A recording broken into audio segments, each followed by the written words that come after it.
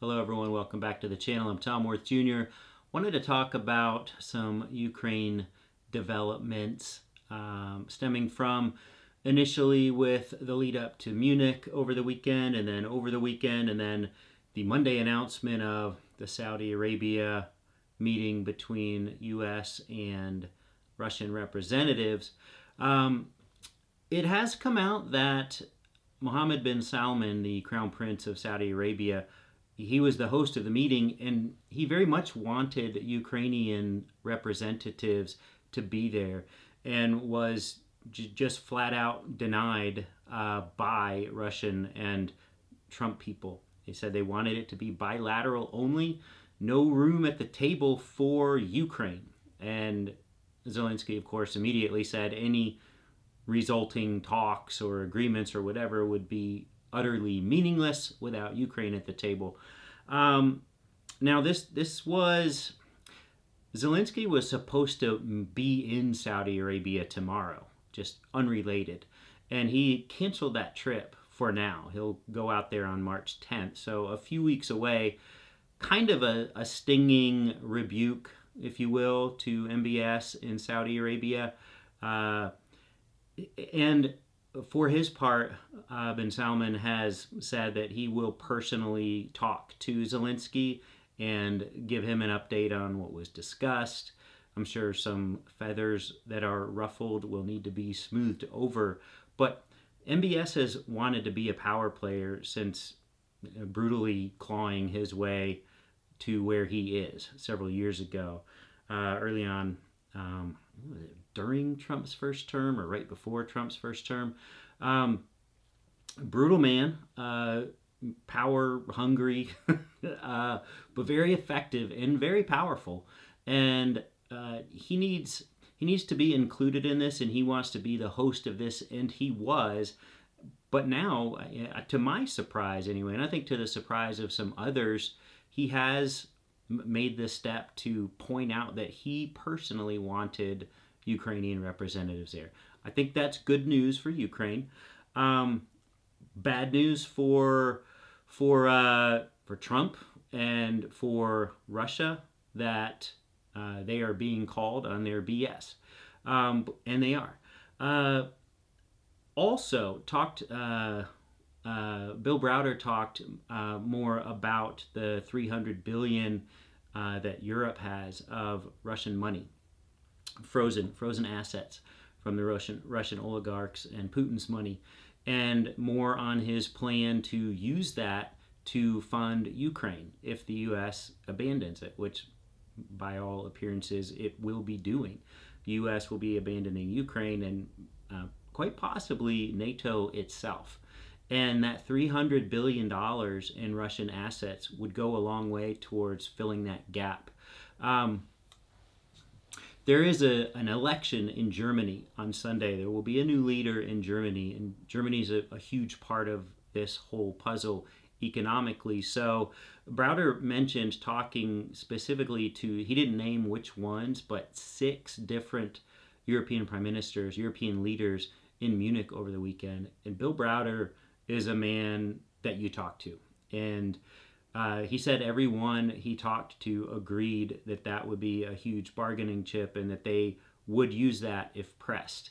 And he thinks that the only sticking point really is this German election, just to see who's going to win it. And once they get German sign off on this plan, that would be the biggest bargaining chip on the table, I think, because providing arms, providing technology, all of that costs money. There's still no guarantee that Europe will be providing manpower. I mean, the British Prime Minister said they could, but that's going to be a tough sell, I would think, to the people of Europe. Asking them to go be put into that meat grinder, as they call it, in Ukraine for both sides. But what Ukraine has used some of the money for is not just the arms, the tanks and the planes and the missiles and all of that, but they have developed a drone industry. And this is something that General Petraeus talked about yesterday, the day before. Uh, it is like unlike anything he has ever seen. The modern drone warfare capability that Ukraine has just cranked up from ground zero over the past 3 years just dwarfs anything in Europe.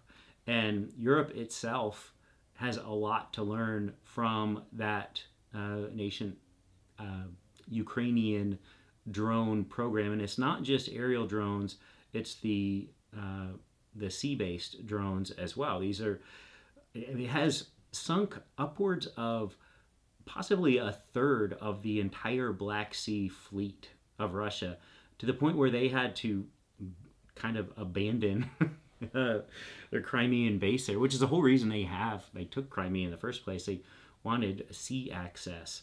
So this is a fearsome drone capability that Ukraine has homegrown.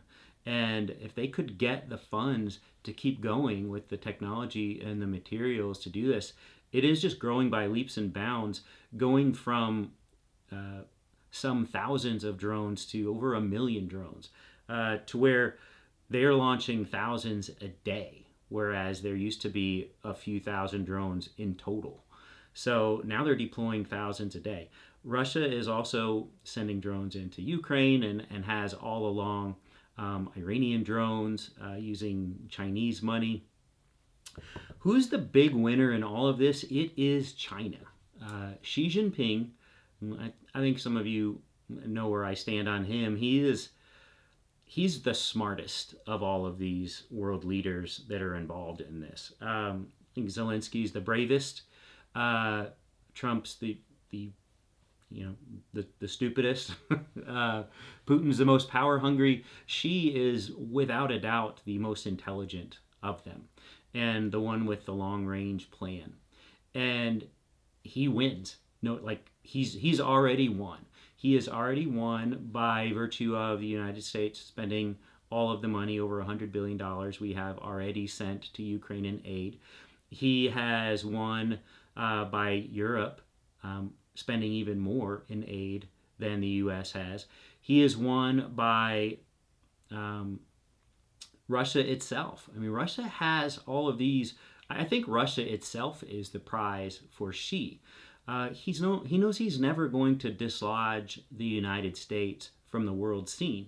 In the United States, as it is with for Russia, the United States is China's biggest competitor and the biggest threat to the Chinese way of doing things. So anything that Xi can do to either weaken the United States or weaken its allies or gain Russian natural resources, that's a win for him, and he is accomplishing all of those in spades here. He is depleting resources of the United States and of Europe, and of Vladimir Putin. The Russian war machine is not going well. It is being sorely tested and losing in Ukraine. The only thing they have going for is there are the estimates were 4 Russian soldiers. Every 4 Russian soldiers that are lost would be the equivalent of 1 Ukrainian soldier lost. Russia does have the numbers, and this war of attrition does favor them. But still, they had to bring in North Korean soldiers to bolster their defenses inside their own country. And those North Korean soldiers are being put through the meat grinder and just being slaughtered, annihilated, whatever you want to call it, by Ukrainian forces. Xi Jinping wins. And at the end of it, he will have a weakened United States, a weakened Europe, a weakened Ukraine, a weakened Russia. And he is skirting international sanctions against Russia. These are what Biden helped strengthen tremendously, and these are what the next step for Trump is to walk away from those sanctions. There really wasn't much that came of the talks in Saudi Arabia between Rubio and Lavrov and their respective parties. But they did agree to reestablish embassy personnel in their countries, which has not been the case for the last 3 years since the invasion of Ukraine, since the initial aggression by Putin.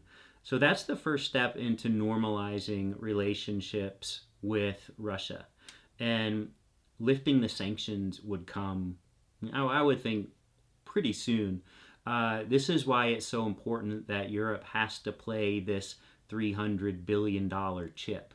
The United States supposedly has something around 13 billion in Russian assets that they could unfreeze. Europe has 300 billion or almost 300 billion. So the U.S. lifting sanctions against Russia will help Russia start getting money again, but nowhere close to replenishing what Europe has frozen. So I'm very excited to see the outcome of the German election Sunday, regardless of who wins, because I think once that happens, Germany can finally have some certainty. Their current leader, Olaf Scholz, is a, I don't know. He seems, I guess maybe because he's just a lame duck, but he seems kind of oafish. He was not good at the emergency Paris meeting on Monday. Just non-committal, didn't really make any sense. So it will be good to get a new German leader, someone, hopefully a strong German leader, who can get on board with a potentially United States-less NATO going forward. They've seen the writing on the wall for a while now. They have made some preparations, and it looks like it's happening. So we'll see what happens Sunday in Germany. That's the summary of what went down in Saudi Arabia and how things are currently looking for Ukraine. There are still plenty of chips on the table for the good guys and for the bad guys, and still plenty of card playing to be done, regardless of what Putin and Trump think as far as Europe and Ukraine not being invited to the table. They have to be, and they will at some point. That's it for tonight. We will talk later.